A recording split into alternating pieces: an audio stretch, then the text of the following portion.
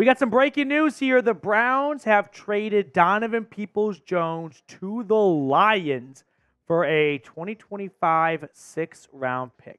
Here are the trade details. It's a pretty simple trade. Day 3 pick going to Cleveland for DPJ, and we're going to break this trade down.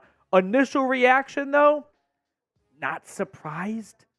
DPJ this year has not been a factor or contributor at all. I was always waiting for him to kind of break out a little bit, but it hasn't happened yet. You look at what his numbers are this season, and 8 grabs for 97 yards, you're happy to get anything for a guy who's putting those kinds of numbers up.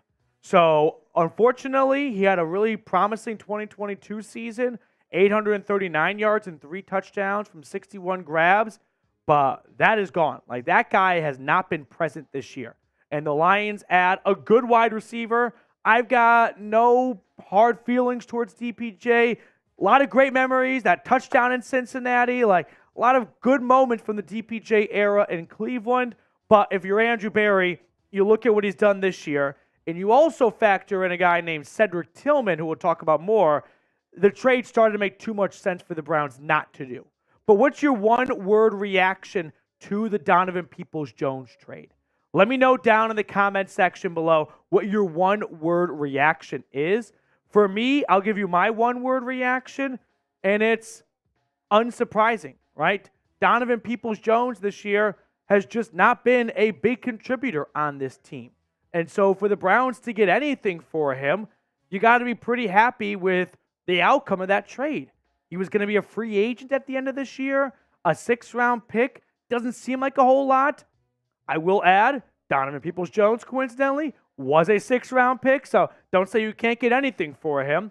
But at one point, DPJ was like Andrew Berry's best draft pick in terms of like value and whatnot.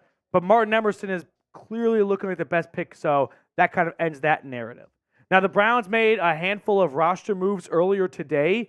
When they added James Prochet and Kenyon Drake, my first thought was, I think both those guys play special teams. I feel like DPJ hasn't done a whole lot on special teams. We'll stick more on the DPJ segment. So if you're adding 2 special teams guys, and DPJ was slowly phased out of punt returns, what is DPJ doing on this team now? Because it's sure not catching the football. He's caught the ball 8 times through the first 7 games of the season. Like, that's barely over a catch a game. So if he's not special teams contributor, if he's not on offense very much, and you got a rookie behind him in Cedric Tillman that you want to see get some meaningful snaps and let someone else take a crack at special teams, then why not make a trade, right? So with that being said, it's a pretty low-level trade, but I will open up the floor to everyone who won this trade. The Lions, who I think get, like, if you're a Lions fan watching right now, you should be pretty encouraged by this trade. He had a really good 2022 season. The passing game has just not been working in Cleveland. Maybe with Jared Goff, it can work a lot better. He gets to go back to his home state.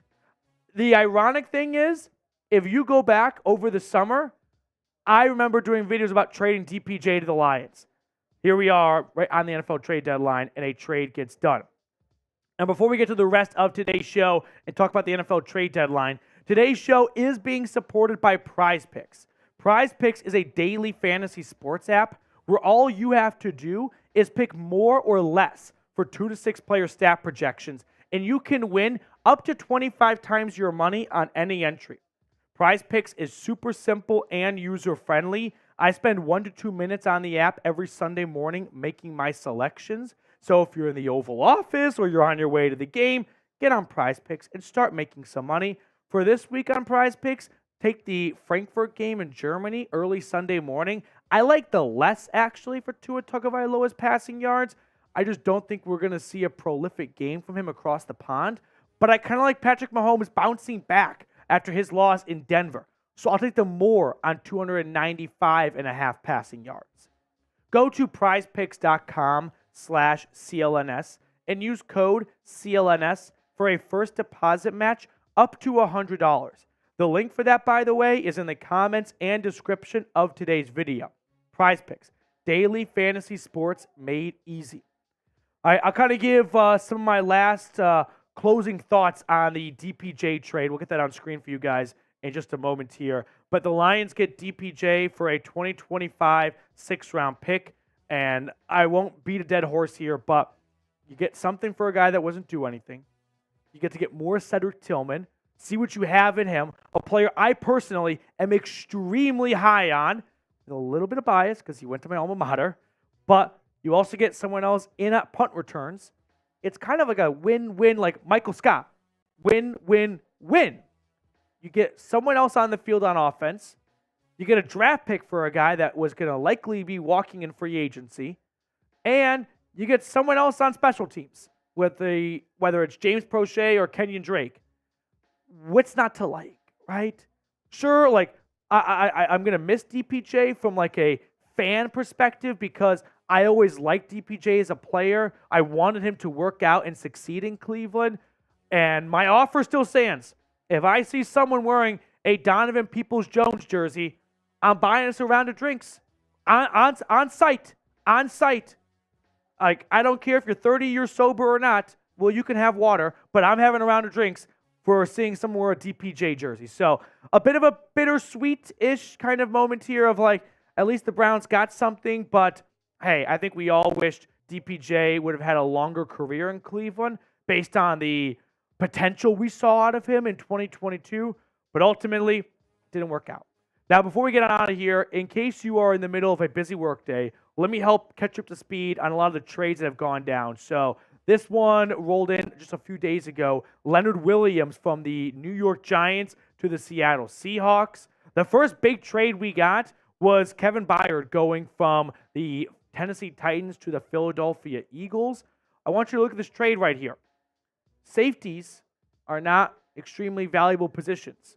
And so before everyone just thinks that because you're a good player, you can get a first or second for them, does not work out that way always. The Eagles, like the Browns, the Howie Roseman tree, they love being aggressive like Andrew Berry. Contavious Street was traded from the Eagles to the Falcons. And then this morning, some of the bigger trades we had, right? Montez Sweat goes from Washington to Chicago for a 2024 second-round pick.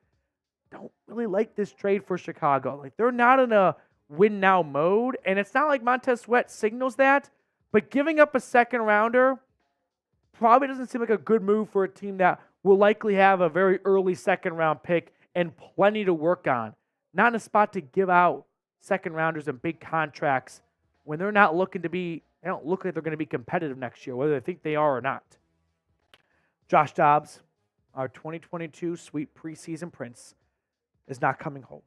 I really thought there was a chance that Josh Dobbs could come back for the ultimate revenge game, right? Double revenge. He was on the Browns, went to the Cardinals, back to the Browns to play the Cardinals. Like I said, Italy in 1943, from the Axis to the Allies. Unfortunately, not to be the case. Ezra Cleveland got traded from the Vikings to the Jags. And then the big trade for all my Buckeyes fans out there, Chase Young going from Washington to the other coast, San Francisco, for a 2024 conditional third-round pick. So I'm a little surprised that's all it took to get Chase Young, the second overall selection in 2020. However, he hadn't really produced much in the first or the middle 2 years of his 4-year career. I'm sure the 49ers are happy to get some more pass rush help. Now, before we get on out of here, make sure to subscribe to the channel. We're going to get you guys the best Browns YouTube videos every single day of the week and every single day that ends in the letter Y for that matter. So make sure you hit the subscribe button. I don't want you to miss a single thing. Like, I'm going to refresh my Twitter right now, and no Jacoby Brissett trade. That's a bummer. We're still waiting. We've got 34 minutes as I film this right now, although I'm sure by the time you're watching this, you know whether or not Jacoby Brissett has been traded to the Browns. But DPJ, final thoughts as you guys get in the comment section one last time.